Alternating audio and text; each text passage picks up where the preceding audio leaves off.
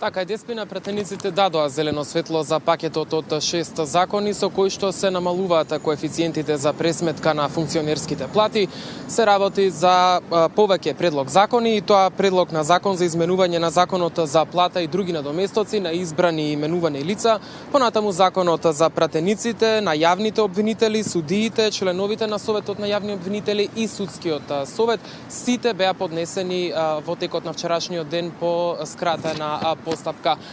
Како што кажав, претениците дадоа зелено светло за овој пакет од 6 закони. Од тука, според информациите, секој од законите ќе патува во својата матична комисија. Уште за доцна попладнево се закажани комисиите, според информациите околу 18 часот, пошто претениците од комисиите веднаш ќе се вратат на пленарна седница и ќе ги изгласаат овие закони. Законите беа сите изгласани со над 70 гласови, сите беа за, ниту еден од претениците немаше против.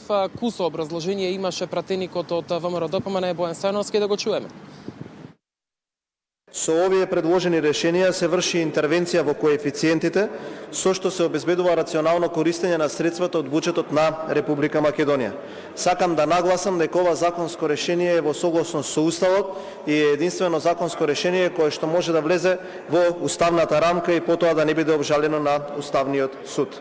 Со овие измени се дава или одредени позиции се намалуваат кои што се во следниот правец. За пратениците и функционерите во извршната власт ги намалуваме коефициентите со што директно го кратиме буџетскиот товар. За судиите и јавните обвинители предвидуваме усогласување на коефициентите со цел нивните плати да бидат во корелација со реалните економски можности на државата. Додека за градоначалниците исто така предлагаме нова скала на коефициенти зависно од бројот на жители во општините. Доколку овие измени денеска бидат усвоени од собранието, платите ќе се нивелираат, со што значи на сите овие функционери кои што се под овие 6 закони платата ќе се намали од 10 до 13.000 денари.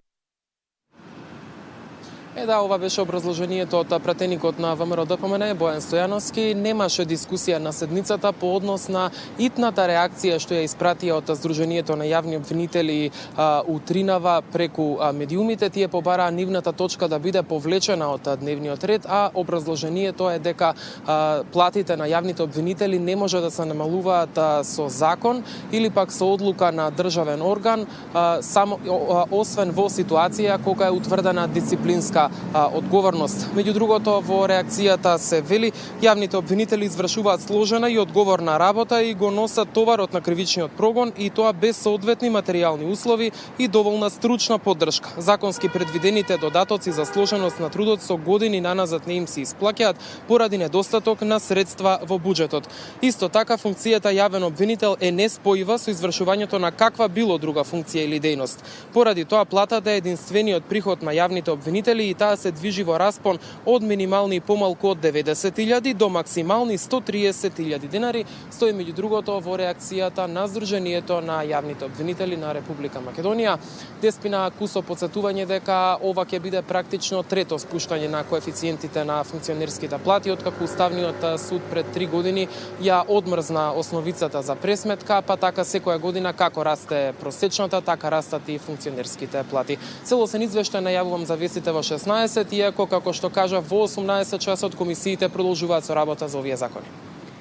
Да, Мартин, остануваме да следиме оваа тема во текот на денот. Јас ти благодарам за